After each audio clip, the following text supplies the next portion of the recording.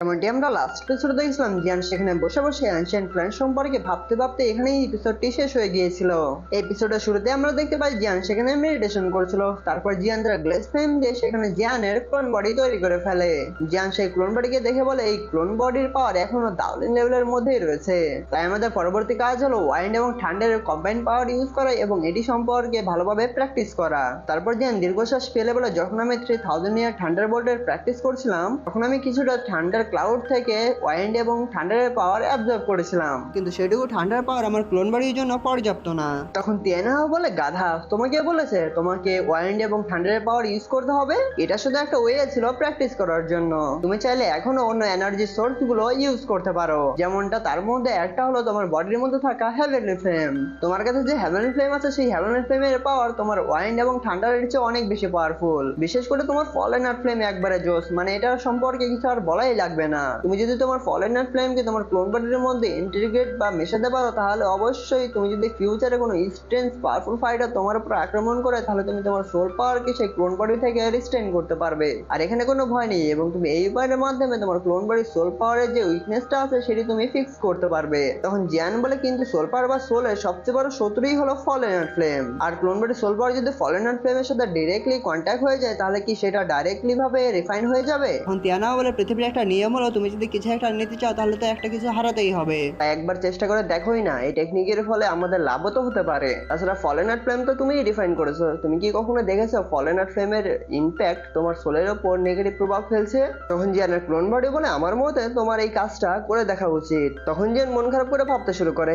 এবং জিয়ান তারপর বলে, আচ্ছা ঠিক আছে, আমি এটি চেষ্টা করব। এবং তারপরে জিয়ান গ্লেস ফ্লেম বের করে ফেলে। তারপর জিয়ান গ্লেস ফ্লেম থেকে লোটাস ফায়ার এবং ফলেন আর্ট ফ্লেমকে আলাদা করে ফেলে, যার ফলে সেখান থেকে অনেক ভয়ানক এনার্জি বের হচ্ছিল। তখন তিয়ানাও জিয়ানকে সাহায্য করার জন্য বের হয়ে আসে। তারপর জিয়ান ফলেন আর্ট ফ্লেমকে তার ক্লোন বডির মধ্যে দিয়ে যায়, যার ফলে ক্লোন বডি অনেক কষ্ট পেতে শুরু করে।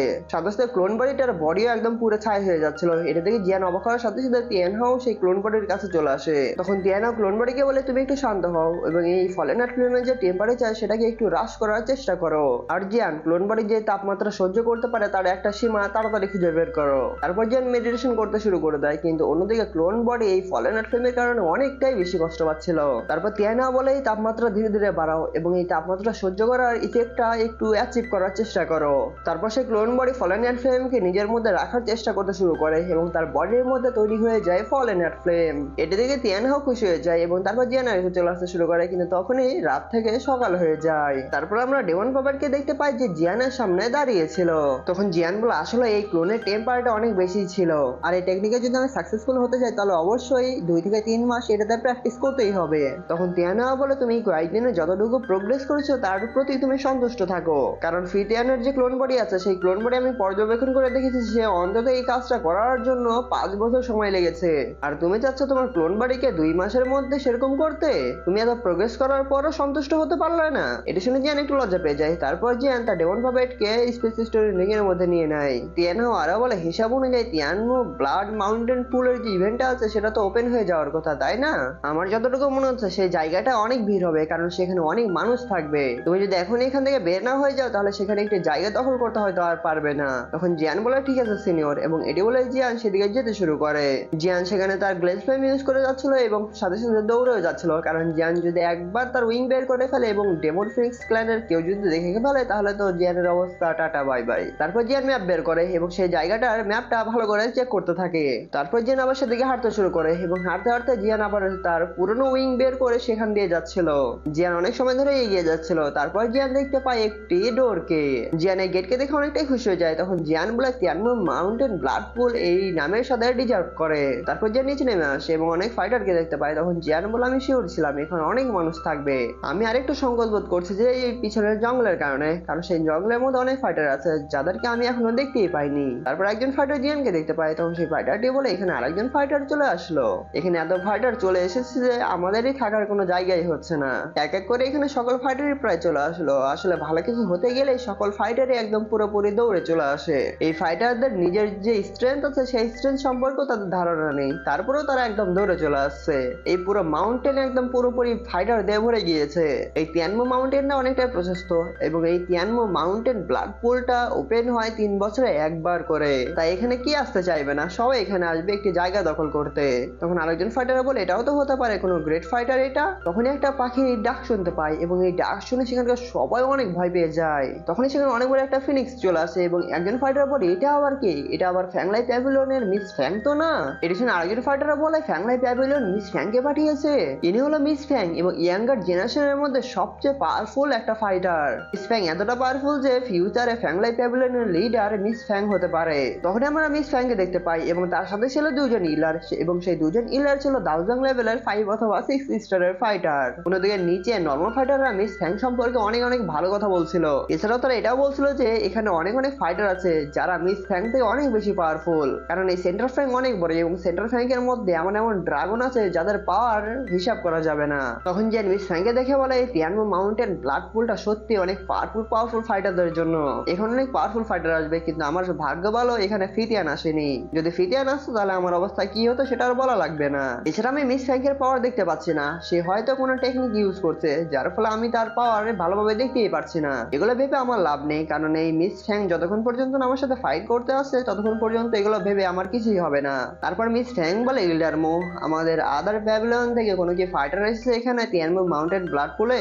তখন ইল্ডারমো বলে এটা আবার বলতে হবে প্রত্যেকটা প্যাভিলিয়ন তাদের ফাইটারকে পাঠিয়ে দিয়েছে। ওয়ানজিয়ানজি প্যাভিলিয়ন থেকে আসছে ত্যান ইং, হংকং প্যাভিলিয়ন থেকে আসছে ওয়াং চিয়াং এবং জিনুন প্যাভিলিয়ন থেকে আসছে মু কিয়াং অং। তখন মিস ফ্যাং বলে এরকম পাওয়ারফুল ফাইটার দেখে মনে হচ্ছে হেভেনলি মাউন্টেন ব্লাড পুলের ফাইটটা অনেকটাই ভালো লাগবে। তখন আরেকজন ইলার বলে মিস ফ্যাং আমরা ফ্যাংলাই প্যাভিলিয়ন থেকে আসার আগে লিডার আমাদের বলেছিল এখানে সব সময় সতর্ক থাকতে হবে, কারণ সেন্ট্রাল ফ্যাংকের নর্দার্ন অঞ্চল থেকে যে সকল ফাইটার এখানে আসবে তাদের লেভেল অনেক বেশি, যার ফলে তারা অনেক ভয়ঙ্কর হয়ে উঠতে পারে, এই জন্য আপনাকে সতর্ক থাকতে হবে সব সময়। তখন মিস ফ্যাং বলে এক্সাম্পল হিসেবে তুমি জিয়ানের কথা বলছো নাকি? এটা শুনে ইল্লার বলে সে গ্রে পোশাক পরা ফাইটার মানে জিয়ান অনেক বেশি ভয়ঙ্কর, কারণ সে একাই ফ্যাংলাই প্যাভিলিয়নকে একদম পুরো মাতাল করে দিয়েছে, এমনকি মাস্টার ফিতানের হাত থেকেও সেই ছেলেটা বেঁচে গিয়েছে, কারণ এই জিয়ান অনেকটাই ভয়ঙ্কর, তাকে নরম ভাবে নেওয়া কখনোই উচিত হবে না। এটা শুনে মিস ফ্যাং বলে এরকম ফালতু ফাইটাররা অন্যজনের পাওয়ার ইউজ করে এরকম কাজগুলো করে, আসলে তাদের কাছে কোনো পাওয়ারই থাকে না। তারপরে সেখানে ব্লাড মাউন্টেন পুলের দরজাটি খুলে যায় এবং সেখান থেকে অনেক বেশি ওরা বের হতে শুরু করে। এদিকে আবার সকল ফাইটার রেডি হয়ে গিয়েছিল সেই গেটের মধ্যে যাওয়ার জন্য, কিন্তু তখন এই গেটের মধ্যে অনেক ভয়ঙ্কর একটা ব্লাস্ট হতে শুরু করে, যার ফলে সেই পাওয়ারের কারণে অনেক ফাইটারের পিছন দিকে অ্যাটাক খেয়ে পড়ে যায়। তারপরে কিছু সময় পর সেই গেটের ব্লাস্টটা থেমে যায় এবং সেই পোর্টালটা অনেকটাই শান্ত হয়ে যায়। এটা দেখে সেখানকার সকল ফাইটার অনেকটাই অবাক হয়ে যায় এবং হা করে দেখতে থাকে। তখন জিয়ান বলে আমি সত্যি অনেকটা লাকি, কারণ আমি যা যা শুনেছিলাম সেন্টার ফ্যাংটা ঠিক সেই রকমই। তারপর জিয়ান উঠে দাঁড়ায় এবং বলে তাহলে শুরু করা যাক এই ইয়াঙ্গার জেনারেশনের মধ্যে ফার্স্ট পজিশন দখল করতে। ওদিকে বাইরে থেকে যে সকল ফাইটার এসেছিল সেই সকল ফাইটাররা একসাথে সেই গেটের মধ্যে যেতে শুরু করে। এই ফাইটার এতটাই বেশি ছিল যে সেই ফাইটাররা যখন গেটের মধ্যে যেতে শুরু করে তখন সেখানে একদম পুরোপুরি রংধনুর মতো হয়ে যায়। তখন মিস ফ্যাং দুইজন ইলারকে বলে আপনারা এখানেই থাকুন, আমি অনেক তাড়াতাড়ি আবার ফিরে আসবো। এটি বলে মিস ফ্যাং তার উইং বের করে একদম পুরোপুরি মিসাইল গতিতে সেই গেটের মধ্যে যেতে শুরু করে। মিস ফ্যাং এর আগে যারা যারা গিয়েছিল মিস ফ্যাং তাদেরও পিছু ফেলে দেয়, তখন পিছন থেকে ফাইটার একটু শক হয়ে যায় এবং জ্ঞান অনেক স্পিডে তাদেরকে টপকিয়ে মিস ফ্যাং এর আগে চলে আসে। এর দিকে তারা তো একদম পুরোই অবাক হয়ে যায়, আর এই ঝটকাটা দিয়েছিল আমাদের অন এন্ড অনলি টার্কি জিয়ান। এর দিকে মিস ফ্যাং অনেক রেগে যায় এবং রেগে যাওয়ার পর মিস ফ্যাং জ্ঞানের উপর অ্যাটাক করতে শুরু করে, কিন্তু জিয়ান 3000 ইয়ার ঠান্ডা টেকনিক ইউজ করে সেই অ্যাটাক গুলোকে ডজ করতে শুরু করে।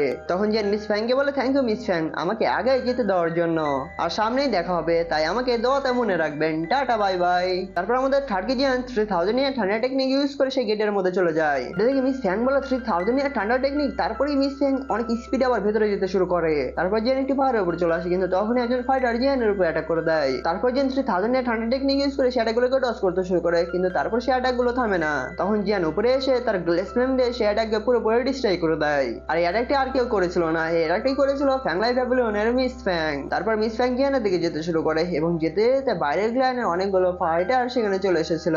তখন জিয়ান বলে মিস ফ্যাং আমি শুধু আপনার আগে এসেছিলাম, এর ফলে আপনি আমার উপর অ্যাটাক করবেন এবং এরকম ব্যবহার করবেন, এরকম ব্যবহার ফ্যাংলাই প্যাভিলিয়নের কোনো পার্সন থেকে হতে পারে না। তখন মিস ফ্যাং বলে তুমি তো 9 হেভেন ডোমেইন ইনফরমেশনকেও ভেঙে দিয়েছো এবং সাথে সাথে যে ফ্যাংলাই প্যাভিলিয়নের মাস্টার ফিতিয়ানের হাত থেকেও বেঁচে গিয়েছে। এই ফরমেশনটা তৈরি করেছিল ফ্যাংলাই প্যাভিলিয়ন 3 জন ইল্ডার, কিন্তু তুমিও সেটি ভেঙে দিয়েছো তাই না জিয়ান? জিয়ানের নাম শুনে সেখানকার ফাইটাররা শক হয়ে যায় এবং বলে এসে জিয়ান যে ইল্ডার উনকে মেরে ফেলেছে ফ্যাংলাই প্যাভিলিয়নের। তখন জিয়ান বলে এখানে আমার কোনো দোষই ছিল না, এখানে দোষ ছিল ফ্যাংলাই প্যাভিলিয়নের, আর এখন যদি আপনি সেই রিভেঞ্জ নিতে আমার সাথে ফাইট করতে চান তাহলে চলে আসতে পারেন, আমি অল টাইম রেডি আছি। তখন মিস ফ্যাং বলে তুমি তো দেখছি অনেক অহংকারী, আর তোমার সাথে ফাইট করে আমার সময় নষ্ট করবো না, আমি শুধু তোমার জন্য ওয়েট করছি হেভেনলি মাউন্টেন ব্লাড পুলের জন্য। তুমি যদি একবার সেখানে চলে আসো তাহলে পুরোনো যে হিসাব নিকাশ সবগুলো একদম পুরোপুরি শোধ করে দিব। এবং আমি আশা করছি অবশ্যই তোমার যে স্ট্রেংথ আছে সেই স্ট্রেংথ দিয়ে গ্রুপ স্টেজ পার করতে পারবে, সেখানেই ওয়েট করবো আমি। এটি বলে মিস প্যাং তার উইং বের করে সেখান থেকে চলে যায় এবং জিয়ানও তার উইং বের করে সেখান থেকে চলে যায়। তারপর নর্মাল ফাইটাররা বলছিল কি হলো, এখানে তো কিছুই হলো না, এবং এটি বলে চলে যেতে শুরু করে। তারপরে আমরা দেখতে পাই সেখানে লানানকে। আর গাইস এই মেয়ের শর্টকাট নাম হলো নালান, কিন্তু আমি তাকে নাইন বলে ডাকবো কারণ এই নামটা বেশি স্যুট খায়। নাইন জিয়ানকে দেখে রেগে যায় এবং তার হাতকে গুছিয়ে নেয়। তারপর সিন চেঞ্জ হয়ে যায় এবং আমরা জিয়ানকে দেখতে পাই যে একটি মাউন্টেনের উপর চলে এসেছিল। তারপর জিন একটি ম্যাপ বের করে এবং সেই ম্যাপ অনুযায়ী সামনে দেখতে থাকে, কিন্তু জিয়ানের সামনে কিছু দেখতে পায় না, একদম পুরোপুরি অন্ধকার হয়েছিল। তখন জিয়ান বলে এই ম্যাপ তো কোনো কাজে লাগছে না এবং সামনে যে কুয়াশাটা আছে সেই কুয়াশাটা অনেক হেভি, যার ফলে আমি সামনে দেখে বুঝতেই পারছি না কোন দিক পূর্ব, কোন দিক পশ্চিম, কোন দিক উত্তর, কোন দিক দক্ষিণ। তখন জিয়ান পিছনের দিকে একটা মনস্টারের হুঙ্কার শুনতে পায়। তারপর জিয়ান পিছনের দিকে দেখতে শুরু করে এবং জিয়ান সেখানে না দাঁড়িয়ে সেই মনস্টারের হুঙ্কারের দিকে যেতে শুরু করে। তারপর আমরা পাহাড়টি দেখতে পাই এবং সেই মনস্টারের কারণে সেই পাহাড়টি কেঁপে উঠছিল বারবার। তারপর জিয়ান সেই মাউন্টেনের উপর চলে আসে এবং জিয়ান দেখতে পায় একজন ফাইটার সেই মনস্টারের সাথে ফাইট করছে। মনস্টারটি সেই ফাইটারের উপর অ্যাটাক করে যাচ্ছিল এবং সেই ফাইটার সেই মনস্টারকে ডজ করছিল খালি। জিয়ান সেই মনস্টারকে দেখে বলে এটা তো লেভেল 6 এর মনস্টার। তারপর আমরা অন্যদিকে দেখতে পাই সেই মনস্টারটি সেই ফাইটারের উপর আইস বার দিয়ে অ্যাটাক করছিল এবং সেই ফাইটারটি সহজে সেই অ্যাটাকগুলোকে ডজ করছিল এবং তার স্টাইলও একটু দেখাচ্ছিল মাঝে মাঝে। অন্যদিকে মনস্টারটি অ্যাটাক করতে থাকে এবং এই ফাইটার সেই অ্যাটাকগুলোকে ডজ করে সেই মনস্টারকে এমন একটি অ্যাটাক করে সেই মনস্টারকে সেখানেই মেরে ফেলে দেয়। তারপর সেই ফাইটারটি থেমে যায় এবং ফাইটার থেমে গিয়ে তার তরবারিকে স্টাইলে ঘোরাতে শুরু করে। তখন সেই ফাইটারটি বলে তুমি যেখানেই আছো বের হয়ে আসো। তারপর জিয়ান সেই ফাইটারের সামনে চলে আসে এবং জিয়ান বলে আমি শুধু এই দিক দিয়ে যাচ্ছিলাম, তাই আপনাকে এগুলো নিয়ে টেনশন করার দরকার নেই। এবং সেই ফাইটারটি বলে আমি অং জিয়ান জি প্যাভিলিয়নের ট্যান ইং, কিন্তু আপনাকে দেখে একটু আমার কাছে অপরিচিত মনে হলো, এই আর কি, আপনি কি আপনার সম্পর্কে কিছু বলবেন? তখন জিয়ান মনে মনে বলে এটা ট্যান ইং। তখন ট্যান ইং বলে তুমি সেই জিয়ান যে ফ্যাংলাই প্যাভিলিয়নের মাস্টারদের সাথে একটু ঝামেলা চলছে? তখন জিয়ান বলে এটা তো ছোটখাটো বিষয় এবং একটি ছোট্ট ফাইট হয়েছিল, এই আর কি। তখন ট্যান ইং বলে যদি ছোটখাটো ফাইট হতো তাহলে ওল্ড মনস্টার ফিতিয়ানের মতো পাওয়ারফুল ফাইটার কখনোই এর মধ্যে আসতো না। এটা দেখেই বোঝা যাচ্ছে তুমি হেভেনলি মাউন্টেন ব্লাড পুলের মধ্যে আর একটা স্ট্রং এনিমি। কিন্তু এখন আর আমাদের কথা বলার আর সময় নেই, আশা করছি সামনের কোনো ফাইটে আমাদের দেখা হবে আর সামনে হয়তো আমরা একসাথে মিলে অনেক কিছু করতে পারবো। তখন ট্যানিং সেখান থেকে চলে যায় এবং জিয়ান সেখানেই দাঁড়িয়ে থাকে। তখন জিয়ান মনে মনে বলে একসাথে মিলে মানে? তারপর জিয়ান সেখান থেকে চলে যেতে শুরু করে এবং যেতে যেতে জিয়ান একটি জায়গায় পৌঁছে যায় এবং জিয়ান আকাশে দেখতে পায় সেখান থেকে অনেক বেশি ওরা বের হচ্ছিল। এই এনার্জি দেখে জিয়ান বলে এখানকার এনার্জিটা অনেক বেশি স্ট্রং, এটা দেখে মনে হচ্ছে তিয়ানশান ব্লাড পুল এখান থেকে আর বেশি দূর হবে না, তাহলে আমি সঠিক ডিরেকশনে আছি। এবং জিয়ান একটি পিল খেয়ে সেদিকে যেতে শুরু করে। তখনই আমরা একটি আওয়াজ শুনতে পাই, সেখানে একটি মেয়েকে অনেকগুলো ফাইটার বিরক্ত করছিল। তারপর জিয়ান আবার যেতে শুরু করে কিন্তু জিয়ান তখনই থেমে যায় এবং জিয়ান একটি আওয়াজ শুনে বলে এটা তো নায়ন মনে হচ্ছে। তারপর আমরা নায়নকে দেখতে পাই যাকে চারিদিক থেকে অনেকগুলো ফাইটার অ্যাটাক করছিল। তখন একজন ফাইটার নায়নকে বলে তাড়াতাড়ি সেই হোয়াইট বক্সটা আমাকে দিয়ে দাও, না হলে তোমার কাছ থেকে জোর করে আমরা নিয়ে নেব। এটা শুনে নায়ন বলে ভাগ, আমি কিছুই দিতে পারবো না। এটা শুনে সেই ফাইটারদের মাথাতে রিং ব্রেক হয়ে যায় এবং নায়নের উপর অ্যাটাক করতে শুরু করে। তখন নায়ন সেই অ্যাটাকগুলোকে ভালোভাবে ডজ করতে শুরু করে। তখন নায়ন দেখতে পায় সে একা সেই তিনজন ফাইটারের সাথে ফাইট করে পারবে না। তখন নায়ন উইন বের করে সেখান থেকে চলে যেতে শুরু করে। তখন সেই তিনজনের মধ্যে একজন ফাইটার তার স্পেশাল পাওয়ার ইউজ করে সেখানে একটি স্লট তৈরি করে এবং সেই স্লট দিয়ে নায়নের উপর অ্যাটাক করে দেয়। তখন নায়ন তার বডিকে বাঁকা করে সেই স্লট গুলোকে ডজ করে ফেলে, যার ফলে নায়ন নিচে চলে আসে। এদিকে সেই দুইজন ফাইটার নায়নকে ঘিরে ধরে একদম মাটির উপর পাঞ্চ মারে, যার ফলে কিছু সময়ের মধ্যে নায়নের চারদিকে পয়জনের একটি শিল্ড ক্রিয়েট হয়ে যাচ্ছিল। তখন নায়ন তার স্লট গুলোকে ঘোরাতে শুরু করে এবং ঘোরাতে ঘোরাতে সেখানে একটি ফরমেশন তৈরি করে। তারপর আমরা দেখতে পাই সেই শিল্ড ক্র্যাক হতে শুরু করে। অন্যদিকে ফাইটাররা তাদের পাওয়ার ইউজ করে সেখানে একটি ম্যাজিক্যাল বিস্ট ক্রিয়েট করে। অন্যদিকে নায়ন তার স্লট দিয়ে সেই শিল্ডকে ডিস্ট্রয় করে দিয়েছিল। তখন নায়ন দেখতে পাই তার সামনে মাটির তৈরি ড্রাগন চলে এসেছে। তারপর সেই মাটির তৈরি ড্রাগন নায়নের উপর অ্যাটাক করতে চলে আসে। অন্যদিকে সেই মাটির তৈরি ড্রাগনটি সেই ফরমেশন থেকে একদম ডিস্ট্রয় করে নায়নকে অ্যাটাক করতেই যাবে, কিন্তু তখন আকাশ থেকে চলে আসে হেভি রুলার শট এবং সেই রুলার শটটি ড্রাগনের উপর পড়ে যায়, যার ফলে ড্রাগন একদম মাটির নিচে পড়ে যায়, যার ফলে সেই ড্রাগনটি সেখানে ডিস্ট্রয় হয়ে যায়। তারপর সেখানে অনেক ধোঁয়া ছড়িয়ে পড়ে এবং সেই ধোঁয়ার মাঝখানে আমরা দেখতে পাই ওয়ান এন্ড অনলি টার্কি জিয়ানকে। এদিকে সেখানকার একজন ফাইটার জিয়ানকে বলে তুমি কি জানো না আমরা কোন প্ল্যান থেকে বিলংস করি, আর এই ম্যাটারের সাথে তোমার কোনো সংযোগ নেই, তাই তুমিই তোমার কাজ করো, আমাদের মধ্যে আসিও না। তখন জিয়ান বলে তোমরা কি পুরুষ মানুষ, তোমরা একসাথে অনেকজন হয়ে একজন মেয়ের উপর অ্যাটাক করছো? যদি এই কথাগুলো বলার কারণে ডিলিং সেক্টরের সাথে ফাইটে করতে হয় তারপর আমার কিছু যায় আসে না। জিয়ানের কথা শুনে নায়ন বলে জি জি জিয়ান, তাহলে আজকের এপিসোডটি কেমন লাগলো সেটা অবশ্যই কমেন্ট বক্সে বলবেন। আর এটি বলে এখানে এপিসোডটি শেষ হয়ে যায়।